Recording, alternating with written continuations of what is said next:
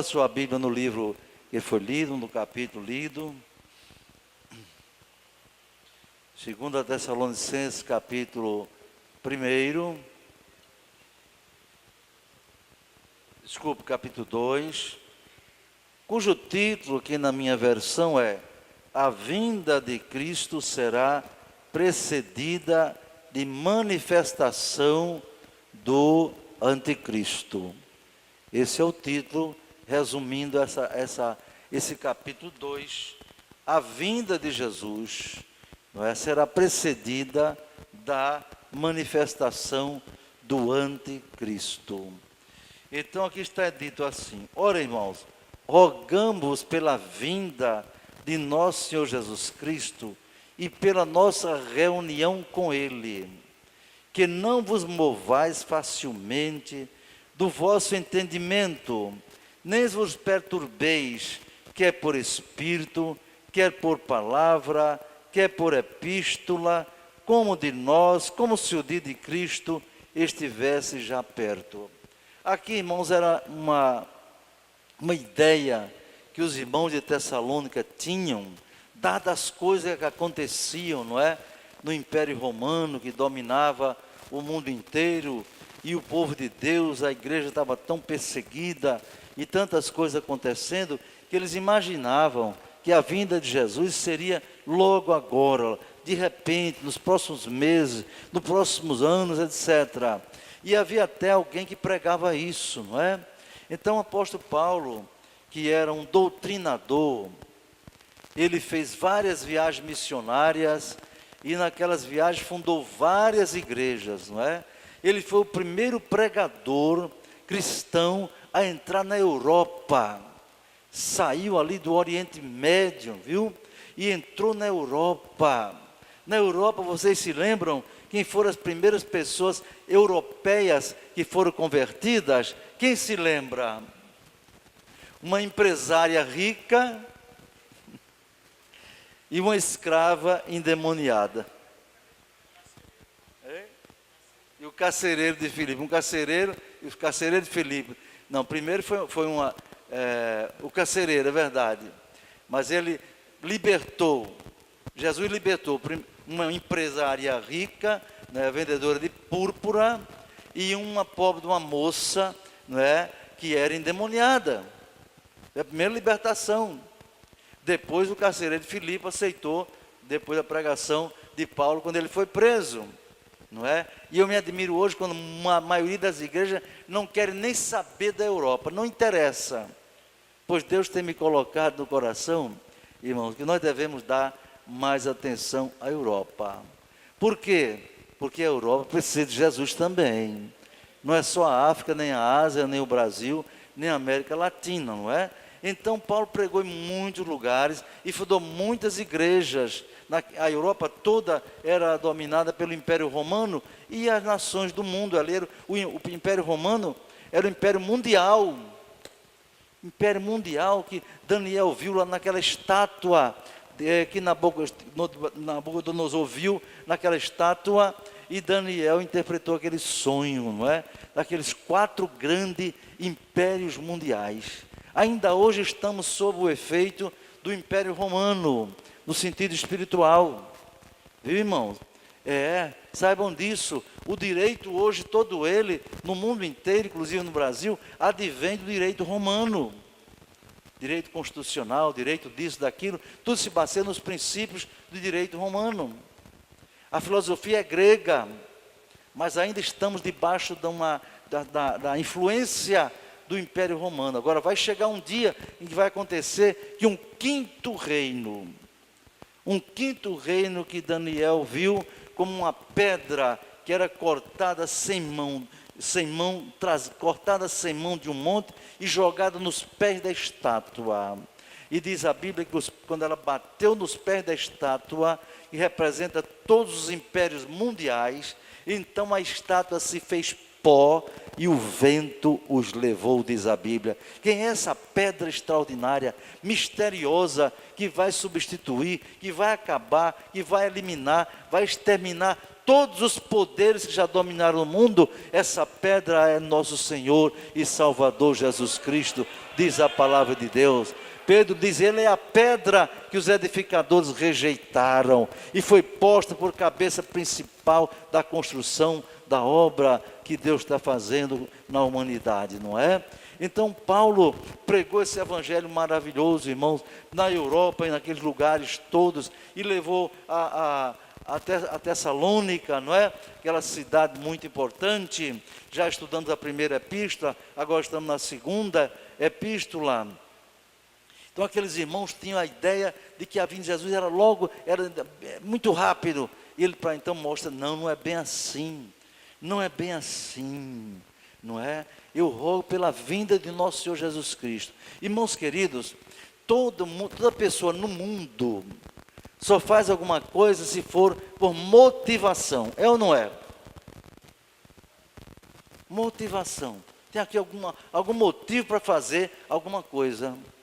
Algum motivo para se interessar por algo, entende? E principalmente por aquilo que é muito importante para a sua vida, tem que ter uma motivação. Não é isso mesmo? Para que a pessoa se casa? Tem que ter motivo. Tem que ter motivo para se casar, não é? Uma vez eu perguntei a uma irmã, por que é que a senhora quer se casar? Ela disse, pastor, é porque eu quero arranjar um homem que tome conta de mim. Minha irmã, é para isso? Estou desconfiado que acho que a senhora quer um vigilante, um segurança para nem pagar a carteira assinada para ele. Não, pastor, você sabe, né? Precisa de um homem para tomar conta da gente. Quer dizer, a visão que uma pessoa tem de casamento. Outra vez perguntei ao homem, para que você quer casar? Ele disse, pastor, eu quero arranjar uma mulher para fazer as coisas para mim. Ah, muito bem, entendi. Que é uma empregada doméstica, sem pagar direito trabalhista também, fundo de garantia, nada. O senhor sabe, né, pastor? Sabe coisa nenhuma, ele não sabe para que quer casar. Você casa para amar a pessoa, para fazer a outra pessoa feliz, e ela lhe fazer feliz também, é para isso se casa. E é por amor, né? Não é com essa visão utilitarista, mercantilista, não é? Para tomar conta de mim, para fazer as coisas para mim, não, para nós ajudarmos um ao outro, não é? Alguém já disse, um sábio, se você quer casar para ser feliz, não case. Como assim, sábio? Claro que eu quero casar para ser feliz, então não case. E como é que deve ser? Você deve querer casar para fazer a outra pessoa feliz. E pastor, o culto hoje é encontro de casais, é? É que alguém aqui talvez esteja precisando ouvir essa palavra, viu? Você casou não foi para ser feliz, foi para fazer a sua mulher feliz. E ela casou para fazer você feliz. Aí a coisa se fecha, não é verdade? Ambos desejam a felicidade do outro. Tem motivação. Meu sogro Firmino Gomes de Castro, que a grande parte conhecia, ele dizia algumas coisas com muita propriedade. Ele dizia assim, Rinaldo, tudo na vida tem que ter motivação. Até para ser crente. E ele explicava, eu só quero ser crente porque eu sei que eu vou para o céu. Se não fosse para ir para o céu, eu não queria ser crente não, rapaz. Não é verdade, irmão? Sair do mundo, deixar um bocado de coisa, renunciar tantas coisas para ficar aqui na terra, vale a pena não, irmão. Tem futuro não. Não tem futuro não. Graças a Deus que a nossa esperança não é aqui na terra, nossa esperança é na vinda de Jesus, na volta de Jesus, é o nosso encontro com Ele, aleluia. Tem vários hinos da harpa que são inspirados e nos falam sobre isso, não é? Então Paulo está rogando pela vinda de nosso Senhor Jesus Cristo. Então, querido, você tem que viver o dia de hoje com a consciência de que Jesus pode voltar hoje. Às vezes eu pergunto à igreja uma pegadinha. Quem está esperando Jesus na próxima semana? Aí os irmãos dizem, amém. Digo, está errado. Você tem que esperar Jesus, é hoje. É hoje, não é a próxima semana. Você tem que dormir, meu querido irmão, com a sua bagagem pronta. Pronta para a viagem. A última viagem, quando a igreja subir desta terra, quando Jesus chamar a sua noiva, arrebatando-a para se encontrar com ele nos ares, aí só vão subir aqueles crentes que são lavados, remidos no sangue de Jesus. Aleluia. Ninguém vai subir porque é da Assembleia de Deus, ou da Igreja Batista, ou da Igreja Presbiteriana, ou da Universal. Não. Ninguém vai subir por causa da denominação. Só vai subir aqueles cujos nomes estão escritos no livro da vida do Cordeiro. Aleluia. Façamos uma análise. Senhor, meu nome está aí. Senhor, meu nome está escrito aí. O Espírito de Deus vai te dizer: meu filho, está, mas você precisa corrigir algumas coisas. Está, mas você precisa se preparar. Você precisa se santificar, porque Jesus está voltando, não é? Dê glória a Deus por isto. Então Paulo está dizendo: rogo-os pela vinda de nosso Senhor Jesus Cristo. Quer dizer, é tão importante a vinda de Jesus, que o apóstolo usa como referência. Agora eu vou falar a vocês em função da vinda de Jesus. Aí diz, do nosso encontro com Ele. Do nosso encontro com Ele. Louvado seja Deus. Ontem eu li um textozinho de um escritor, falando sobre o lenço que Jesus deixou dobrado lá no túmulo, não é? A Bíblia não explica o que é isto, mas segundo aquele escritor, havia uma tradição entre os judeus de que o dono de uma casa, quando ele era o dono da casa, então o servo dele colocava a mesa, e ele tinha ali o lenço, um guardanapo, né, em cima da mesa. Se ele, quando se levantasse, o dono da casa, deixasse aquele lenço aberto assim, à vontade, jogado assim, ele estava dizendo para o seu servo: pode tirar a mesa, porque eu vou embora, não vou mais voltar para a mesa. Mas se ele deixasse dobrado, o servo não ousava encostar ali, porque aquele lenço dobrado estava dizendo: eu vou só até ali e volto, eu volto já, não mexa aqui. Então, quando Jesus morreu, diz a Bíblia que quando a Maria e as mulheres chegaram ali, viram o túmulo, o lenço de Jesus estava dobrado na cabeceira do seu sepulcro. Sabe o que aquele quis dizer? Eu volto outra vez. Aleluia! E em João capítulo 14, abra sua Bíblia aí para relembrar o que ele disse para os seus discípulos, não é? Glória a Deus, glória a Jesus. Ele disse na despedida, nas últimas palavras para os seus discípulos, João 14, 1 diz: não se turbe o vosso coração, crede em Deus, crede também em mim. Na casa de meu pai há muitas moradas. Se não fosse assim, eu vou-lhe teria dito: vou preparar o lugar. E se eu for, ou quando eu for, e vos preparar lugar, virei outra vez, aleluia, virei outra vez, e vos levarei para mim mesmo, para que onde eu estiver, estejais vós também. Dê glória a Deus por isto. Vocês já ouviram falar, os testemunhas de Jeová, aquelas pessoas que acreditam naquela doutrina, dizem que a igreja não vai para o céu. Os crentes não vão para o céu, não. Lá no céu só vão 144 mil pessoas. O céu que eles creem só cabe 144 mil pessoas. Nem a população de Parnamirim cabe lá. Mas Jesus disse diferente: eu vos levarei para mim mesmo, para que onde eu estiver, estejais vós também. E onde é que Jesus está, meus irmãos? Jesus está no céu. Jesus está no céu e prometeu nos levar, não foi para ficar aqui na terra não, prometeu nos levar para estar com Ele. Dê glória a Deus por isto, não é? Então ele consolou os seus discípulos, dizendo isso, meus irmãos, que ele voltaria para buscar os seus servos, não é? Levar para Ele mesmo, glória a Deus. Então Paulo roga pela vinda de Jesus, que as pessoas não deviam ficar preocupadas. E ele diz que alguns sinais aconteceriam. E Jesus, ele fala de alguns sinais aqui, que na verdade são os últimos sinais, Mas abra comigo a Bíblia em Mateus capítulo 24. Que fala sobre o sermão profético. Mateus capítulo 24. Tudo está na Bíblia, irmãos. Para saber as verdades de Deus, não precisa nada além da Bíblia. Você estuda teologia para aprender com mais profundidade, não é? Saber analisar, saber interpretar, saber extrair as verdades bíblicas, mas tudo está na Bíblia. Glória a Deus. Mateus 24, já que Paulo chama atenção para a vinda de Jesus, não é? Jesus disse assim, e quando Jesus ia saindo do templo, aproximaram dele os seus discípulos para lhe mostrar a estrutura do templo. O templo de Jerusalém, irmãos, era um templo magnífico.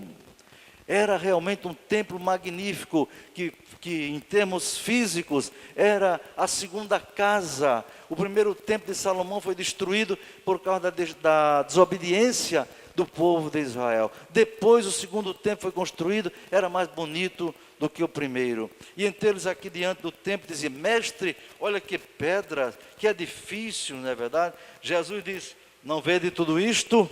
Em verdade vos digo que não ficará aqui pedra sobre pedra que não seja derribada. Oh meu Deus, por que aquele templo foi derribado, construído por Herodes? Por que aquele templo foi derribado? Pela mesma razão do que o primeiro foi destruído, pela desobediência do povo de Deus, pela ingratidão do povo de Deus. Irmãos, uma das coisas que Deus não suporta é ingratidão. Não suporta. E o que a humanidade fez com seu Filho Jesus é insuportável aos olhos do nosso Deus. Porém ele, mesmo tendo sofrendo a dor tremenda em ver o seu Filho crucificado, não é verdade? Ele permitiu, por quê? João 3,16 responde, porque Deus amou o mundo de tal maneira, que deu o seu Filho unigênito, para que todo aquele que nele crê não pereça, mas tenha vida eterna. Quem crê em Jesus aqui, levante a mão e dê glória a Deus. Então, meu querido irmão, se você quer crer conforme a Bíblia, você não terá, você tem a vida eterna. A salvação é no presente. Os católicos entendem que ninguém pode ser salvo aqui, ninguém pode ser santo aqui, dizem mesmo, não, só depois, e aí foi criado o dogma do purgatório, e as pessoas têm que passar por aquele processo, segundo eles, é como fogo para purificar os pecados chamados veniais. Pecado venial seria pecado que a pessoa comete sem sentir, sem saber, não sei o quê, é diferente dos pecados mortais. Pecado mortal leva direto para o inferno, segundo eles, mas pecado venial, passando pelo purgatório, não é? Purifica das penas, de todas aquelas coisas, e vai ser salvo. Ele não sabe quando vai sair dali, porque para sair dali tem que rezar muitas missas mesmo. Essa é a visão que o católico tem. O espírita, esse dá mais pena ainda, irmãos, porque o espírita, ele crê que você é João, nasceu João, seu pai colocou o nome de João naquele bebezinho. Ele vai crescendo, fica adulto, etc. E um dia morre. Mas quando ele morre, então o espírito dele fica vagando ou vai para algum lugar e depois vai reencarnar em outra pessoa que vai nascer no ventre de uma mulher também. Aí recebe o nome de Manuel, por exemplo. Depois cresce, depois morre, aí vai vagar pelo espaço e tal, depois reencarna e tem o nome de Pedro, por exemplo. E assim sucessivamente, milhares de reencarnações. De maneira que, por que esse processo de reencarnação? Para se salvar. Para se salvar. Para se purificar. Purificar como? Purificar pelas obras. A salvação que o Espírita prega é a salvação pelas obras. Tem que fazer caridade. Allan Kardec diz no seu livro, fora da caridade não há salvação. Caridade para eles não é o amor de Deus. Caridade é o amor humano, é a prática de boas obras. cuidar dos doentes, cuidar dos necessitados, dos idosos, etc. Fazer boas obras, dar esmola, socorrer os necessitados e assim por diante. Isso é necessário para que as pessoas façam com aqueles que precisam. E nós, crentes, precisamos fazer também. Mas as obras não salvam. Não. A nossa salvação não é por causa das obras, nem é a perder de vista, como eles. O João não sabe se ele vai ser salvo. Não sabe, ninguém sabe. No Espiritismo ninguém sabe se vai ser salvo, porque numa reencarnação ele é João, na outra é Pedro, na outra ele é Joaquim, etc. Ele não sabe. E o último que for reencarnado é que, segundo eles, vão atingir a um estado de pureza plena, de iluminação. Então isso é uma salvação que não dá esperança, não dá. As religiões reencarnacionistas, irmão, são terríveis. Terríveis. Eu digo, meu Deus, como as pessoas podem acreditar numa coisa dessa. Por exemplo, quando a gente ensina sobre religiões, seitas e heresias, ou chamar também agora de religiões comparadas, irmãos, a gente estuda várias religiões, e o hinduísmo é terrível. Terrível. Quando eu fiz um curso para pastor, para aperfeiçoamento pastoral, não é? Eu fui indicado, não fui porque quis ir, não. Me convidaram, pagaram tudo para ir para lá, não é? Com vários pastores da América Latina, da Ásia, da África, etc. Eu tive, graças a Deus, a oportunidade de estudar com um pastor indiano. Aquele pastor indiano já tinha sido da religião hindu, não é? E aí nós perguntamos a ele se de fato na Índia tem 300 milhões de deuses. Não tem 300 milhões de deuses. Tem cerca de 30 milhões de deuses. Imagine, irmãos, as pessoas acreditarem em 30 milhões de deuses. Até o rato é tido como Deus. Já viram isso na internet? Um bocado de rato tomando leite e as pessoas adorando o Deus rato. Outras pessoas adorando uma cobra. Outras pessoas adorando a vaca. Ai de quem tocar numa vaca. Mas é a fé deles. E muitas vezes eles têm muito mais fé nas suas divindades do que muitos crentes da Assembleia de Deus. Eles têm mais respeito à vaca do que muitos crentes da Assembleia de Deus que não têm respeito a Jesus. Não têm reverência. Eles têm a sua fé distorcida segundo a nossa crença, mas eles respeitam. Então precisamos ter cuidado com a nossa vida espiritual. Então sabe o que é porque a salvação do hindu? A religião dele diz que ele tem que reencarnar 1 milhão de vezes como inseto. Mosca, mosquito, formiga, barata. Já pensou a pessoa encarnar numa barata? Por isso não mata nenhuma barata, porque uma vez uma missionária estava na Índia e tinha uma empregadazinha indiana, e ela foi matar uma mosca. Ela disse, não mate não, pelo amor de Deus, não mate não. Por quê? Porque minha mãe morreu e ela pode estar aí. Está vendo? Ela crê nisso. 1 milhão de vezes como inseto. Pensa que terminou? Não, tem que ser 1 milhão de vezes como macaco. Tem que reencarnar 1 milhão de vezes como cobra. E 1 milhão de vezes como ser humano. Que salvação é essa? Mas graças a Deus que Jesus diz, quem crê em mim tem a vida eterna. Não entrará em condenação, mas passou da morte para a vida. Tem a vida eterna. Tem a vida eterna. Tem a vida eterna. É salvo, irmão. É no presente. É no presente. Eu quando evangelizava com a mocidade lá em Natal, não é? Saímos lá do Alecrim nos domingos, à 1h30 da tarde, no sol quente e tremendo. Não tinha carro, não tinha ônibus para muitos lugares. A gente ia a pé. Eu dirigia aquela mocidade aguerrida, não é? Chegamos numa casa de uma mulher de Serra Rosada. Lembro bem, do Alecrim para Serra Rosada a pé, viu? 1h30 da tarde. Aí evangelizando na casa de uma senhora católica, muito receptiva. Falamos para ela. Ela disse, eu admiro vocês, os crentes, pois que vocês pregam a palavra de Deus. Eu só não admiro uma coisa, é vocês dizerem que são salvos. Vocês dizerem que são salvos. Eu digo, a senhora acha estranho isso? Acho sim. Por que, minha senhora? Ela disse, porque uma pessoa que come carne, farinha e feijão não pode ser salvo. E eu disse, o que é que tem a ver carne, farinha e feijão com a salvação, minha senhora? Não, porque uma pessoa assim, tem muitos defeitos, não pode ser salvo. Aí eu perguntei, a senhora crê que Jesus Cristo nasceu da bendita Virgem Maria? Ah, creio sim. E a senhora crê que Jesus veio ao mundo? Creio. Para que foi que ele veio? Ela pensou um pouquinho, assim, veio para nos salvar, né? E foi para nos salvar. A senhora crê nisso? É. Eu digo assim, e a senhora está dizendo que ninguém pode dizer que é salvo? Então ele falhou, ele fracassou na missão. A senhora disse que ele veio para salvar, mas ninguém pode ser salvo, então ele falhou, ele fracassou. Ela ficou pensando assim, não soube o que dizer, coitada. Não, minha senhora, ser salvo não quer dizer que é perfeito. A perfeição só quando nós chegarmos na glória eterna. Mas aqui nós temos a perfeição de Cristo em nós. Dê glória a Deus por isto, não é? Nós temos a justiça de Cristo em nós. Não é a nossa de justiça. É Ele quem nos santifica, não é verdade, irmão? Então, é isso que a palavra de Deus está dizendo, queridos irmãos. Precisamos preparar para a vinda de nosso Senhor e Salvador, Jesus Cristo, não é?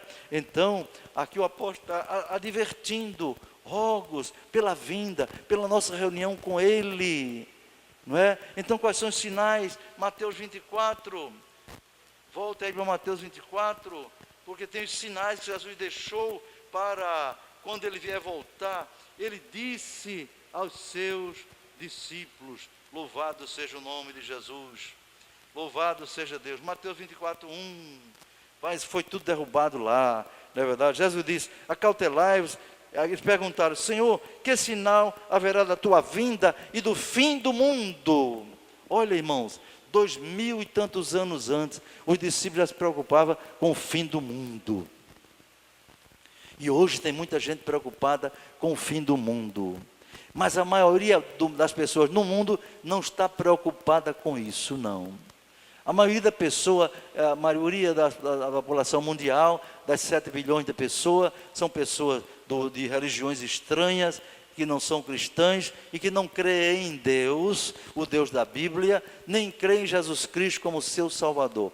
Existem 9 religiões principais no mundo, históricas. Aí você tem cristianismo, não é? Ou você pode dizer catolicismo, protestantismo, você pode ter hinduísmo, budismo, shintoísmo, espiritismo e outras religiões que somam 9, mas tem mais de 20 mil seitas e religiões estranhas. Cada uma dizendo, ei, venha para cá, aqui eu tenho a verdade. Aí o pobre do pecador olha para um lado assim, olha, a verdade está ali. Aí tem outro que diz, não, a verdade está aqui. Não, a verdade está acolá. Ei, cuidado, aquela igreja é muito exigente. Ali, não vá para ali não, que ali são cafonas, ali são quadrados. Venha para cá, que aqui é mais liberal. E como é que fica o pecador no meio dessa encruzilhada terrível? Sabe como ele fica? Como cego em tiroteio. Não sabe para onde ir. Por causa dessa confusão toda que haveria de haver no mundo, Jesus, para não deixar ninguém confundido, ele disse, aqui no texto de João 14, quando ele diz, não se turbe o vosso coração, ele diz também, eu sou o caminho, eu sou a verdade, eu sou a vida, e ninguém vem ao Pai a não ser por mim. Dê glória a Deus por isso, meu irmão. Então, para não deixar dúvida, existem muitos caminhos, mas para levar ao céu não existe mais de um. Só tem um caminho e esse caminho tem nome. Esse caminho é Jesus. Dê glória a Deus. Quem acertou com esse caminho, levante a mão assim e dê glória a Jesus.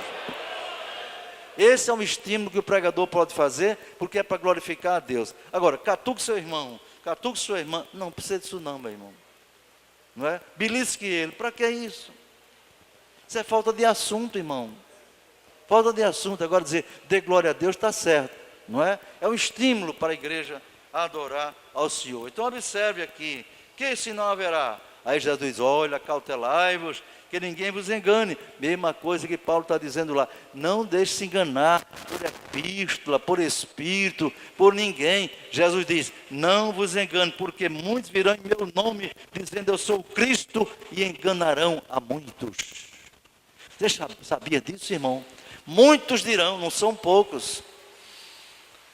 Muitos enganadores se apresentando no mundo dizendo: eu sou Cristo, eu sou Jesus. Vários já se apresentaram, irmão. Lá na Coreia, um se apresentou como sendo Cristo, não é? Faleceu, se acabou tudo. Lá em Curitiba tem um homem, parece que é abilolado, e também disse que é Jesus. Anda numa bicicleta feito sabe como é?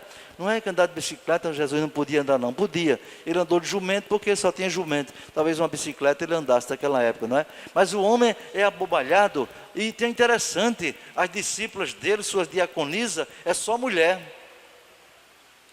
E só mulheres bonitas e novas, não é interessante esse Cristo, não é? E o repórter perguntou a ele: mas o senhor disse que é Jesus? Ele disse: sim, eu sou Jesus Cristo, sim. E como é que é isso? Jesus esteve lá na Galileia, lá na Palestina e tal, e foi muito pobre essa coisa, e fez milagres. O senhor pode fazer milagre? Daí ele titubeou, e teve até um repórter lá, um desses humoristas, botou um copo d'água para ele e disse: bom, já que o senhor é Jesus, transforme água em vinho. Essa água em vinho. Ele deu uma risada. Você quer saber muita coisa, né? E não retransformou água em vinho coisa nenhuma. Porque foi se apresentar como Cristo. Isso é falso Cristo, irmão. Isso é falso Cristo. Não, por isso Jesus advertiu: muitos virão em meu nome. Apareceu um na América Central, não é? Chamado José Luiz Miranda.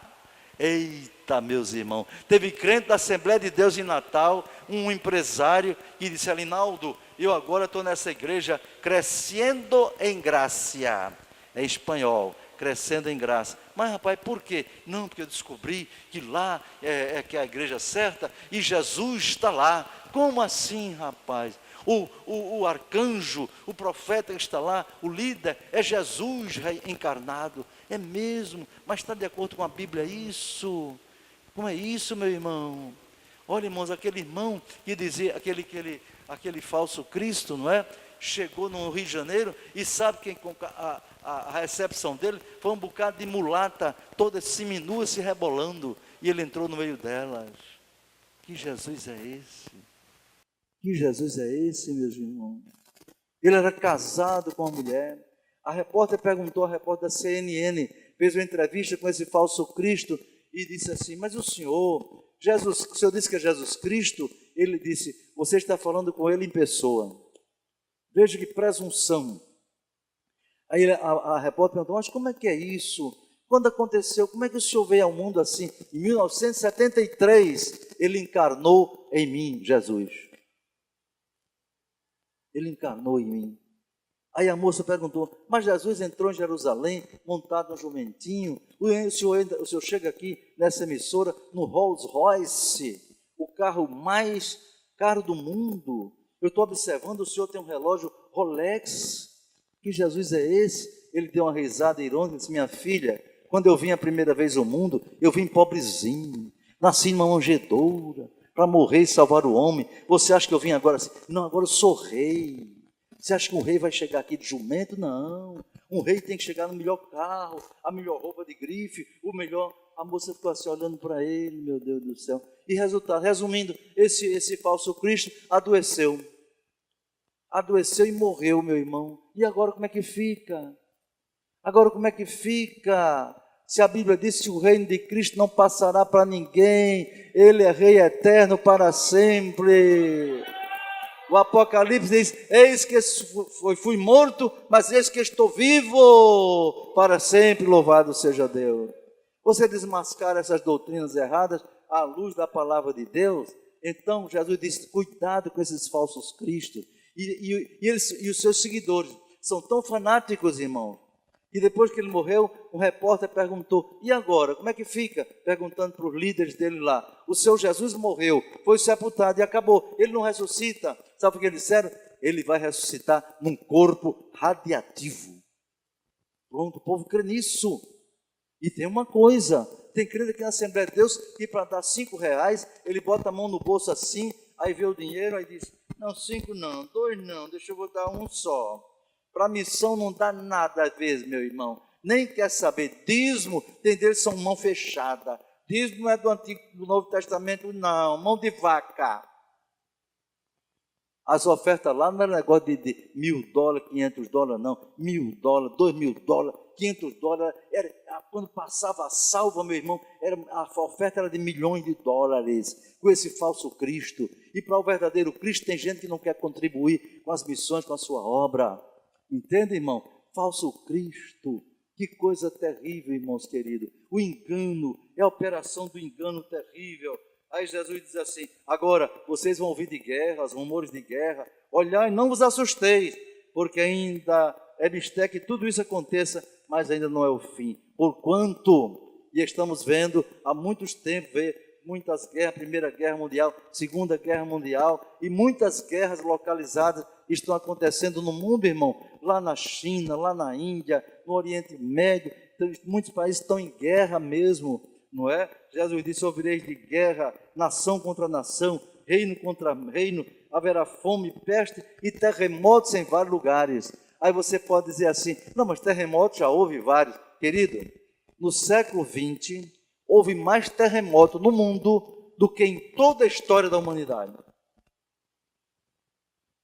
Agora, alguns são terremotos grandes, outros são terremotos médios, outros são terremotos pequenos. E milhares deles só são perceptíveis pelos instrumentos, os sismógrafos, não é? Mas a natureza está dizendo, prepara a igreja, Jesus está voltando. Se prepara a igreja, Jesus está voltando. A qualquer momento, igreja, Jesus está voltando. Está havendo sinais no sol e na lua, como Ele prometeu, não é? Mas todas essas coisas são princípios das dores. Agora observe: então vos hão de entregar para ser atormentados e matar-vos-ão, e sereis odiados de todas as gentes por causa do meu nome. Está aqui um sinal significativo atual, irmão. Os cristãos: sereis odiados por todas as gentes por causa do meu nome. Jesus disse. Vocês acham que a igreja de Cristo ela é amada no mundo? Não. Ela é a igreja mais perseguida, ela é a igreja mais odiada por causa do nome de Jesus. Se vocês não sabem, a cada 5 minutos, um cristão é morto por causa da sua fé. Antigamente um cristão era morto a cada mês, a cada semana, depois a 20 horas, depois a 10 horas, depois a cada hora morria um cristão. Há poucos anos era a cada 10 minutos, agora a cada 5 minutos matam um cristão. Principalmente na Ásia, na África, onde dominam os países muçulmanos e os países comunistas. Viu? Os maiores inimigos do cristianismo hoje são islamismo, comunismo e homossexuais. São esses três, não se assustem não.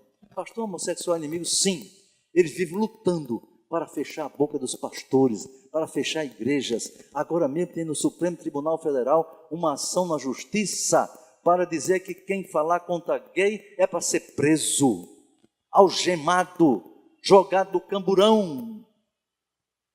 Orem, porque aquela Suprema Corte é formada de pessoas que são agentes do anticristo. Mas Deus, os dias deles estão contados. O nome deles já está escrito no livro da condenação do juízo final. Entende? Um ministro do Supremo Tribunal disse que o crime, a homofobia, aversão homossexual. Isso é muito amplo, irmão. Eu considero a homofobia alguém que quer bater o homossexual, alguém que xinga o homossexual, alguém que tem ódio ao homossexual. Nós não temos ódio ao homossexual, nós não batemos o homossexual, não matamos o homossexual, não, senhor. Agora nós pregamos o que a Bíblia diz, que a homossexualidade é abominação ao Senhor. Não vamos deixar de dizer isso nunca, na igreja do Senhor e onde for dada a oportunidade. Então, porque eu estou pregando isso, amanhã pode chegar uma viatura da polícia para me prender, algemar e jogar, porque o juiz do Supremo Tribunal está dizendo que falar contra gay é racismo. É racismo. Que é isso, irmão? Raça. Em primeiro lugar, não existe raças, só existe uma raça, que é a raça humana, criada por Deus. Mas mesmo que alguém queira dizer raça negra, raça disso, raça daquilo, agora inventaram a raça dos homossexuais.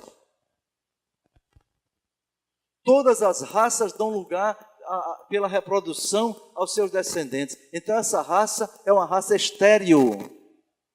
Porque gay não pode ter filho. Lésbica não pode ter filho. Se fosse homossexual, eu rejeitava um negócio desse. Dizer que eu sou raça, não. Eu defendia meus direitos por ser cidadão brasileiro. Devemos respeitar os homossexuais.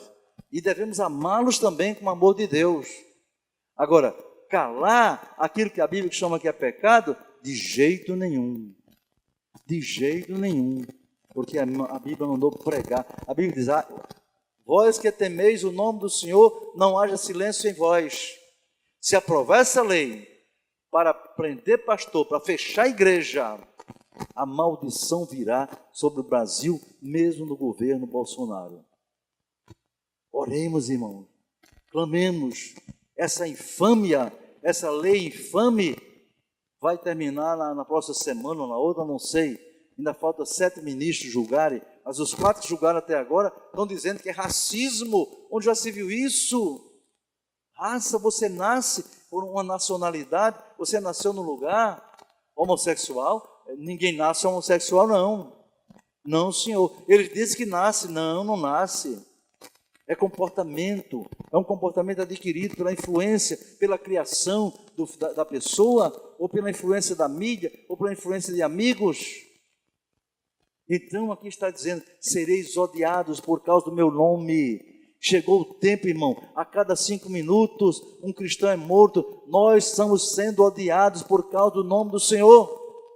Por isso a igreja precisa se santificar mais, se unir mais, pregar mais, evangelizar mais, deixar de pensar mais em si e pensar mais na igreja do Senhor Jesus Cristo. Louvado seja Deus. Nos unir, porque o diabo quer nos destruir. Aí está um exemplo de ódio à igreja. Que Deus nos guarde. E ele diz aqui, matar-vos-ão. Nesse tempo, muitos serão escandalizados e trair-se uns aos outros, e uns aos outros se aborrecerão. Olha aí o que Paulo está dizendo. Pela vinda do Senhor. Olha, isso aqui é entre os crentes, o que ele está dizendo. Muitos serão escandalizados. Tem havido tanto escândalo no meio das igrejas por aí, no meio dos crentes, e muita gente escandalizada. Mas Jesus disse, ai daqueles por quem vêm os escândalos. Melhor seria não ter nascido. E outra vez ele diz, para escandalizar um desses meu pequenino, é melhor pendurar uma pedra no pescoço e se jogar no mar, ou seja, se suicidar. Jesus está dizendo. Então, meu querido irmão, cuidado para não causar escândalo a um novo convertido, a um crente mais fraco, a uma criança, a um jovem, a uma pessoa idosa. Cuidado, porque o escândalo é coisa muito perigosa diante de Deus, não é? Agora, trair-se uns aos outros, traição. Imaginou um crente trair o outro, o marido trai a mulher traiu o marido, o irmão traiu o irmão, não é? Um pastor traiu os crentes traíram o pastor. Isso é sinal da volta de Jesus, viu? E surgirão muitos falsos profetas e enganarão a muitos. Falsos profetas. Como tem por aí falso profeta, meus irmãos? Em 1993, faltava 7 anos para o ano 2000. Apareceu tanto falso profeta dizendo que Jesus ia voltar no ano de 1993, aliás, porque ali começava a grande tribulação para completar os 2000 anos, que eram os 6.000 anos da história da humanidade. E esse falso profeta pregou por aí, e muita gente acreditou, meu irmão, nisso. Eu disse logo, isso é besteira, isso não prospera. E um deles era da Assembleia de Deus do Natal. Eu disse, o senhor está ensinando errado, meu irmão. Jesus disse, daquele dia e hora ninguém sabe, nem o Filho, nem os anjos, somente o Pai está no céu. Jesus disse isso como homem. Quando ele ressuscitou, ele sabe tudo agora, porque ele disse, todo poder me foi dado no céu e na terra. Todas as coisas me foram entregues ao meu Pai. Então, cuidado, traição. E uns aos outros se aborrecerão. Aqui pega muita gente. Crente aborrecendo crente. Crente com raiva de crente. Crente chateado com crente. Crente que não vai com a cara do outro, aqui onde está a pedra de tropeço. Viu? Cuidado para não aborrecer ninguém. Você não é obrigado a concordar com ninguém, nem comigo. Se eu estiver ensinando errado, você não é obrigado a concordar. Com você, pela Bíblia, você não é obrigado a concordar com pastor nenhum que ensina coisa errada. Mas você não tem o direito de me aborrecer, nem eu tenho o direito de aborrecer você. Quem diz amém? Porque isso é sinal da volta de Jesus. E diz mais, ó, e por se multiplicar a iniquidade, o amor de muitos esfriará. Sabe o que é iniquidade? É a falta de equidade. E a Bíblia diz que toda iniquidade é pecado. Está se multiplicando. Nunca teve tanto homossexual, nunca teve tantas lésbicas, nunca teve tanto ladrão, nunca teve tanto caluniador, nunca teve tanto mentiroso no mundo. A iniquidade está dominando o mundo, irmão. E o amor de muitos está esfriando. Que Deus nos ajude, nos guarde. Vamos ficar por aqui no primeiro e segundo versículo da epístola. Prosseguiremos, se Deus quiser, na próxima semana.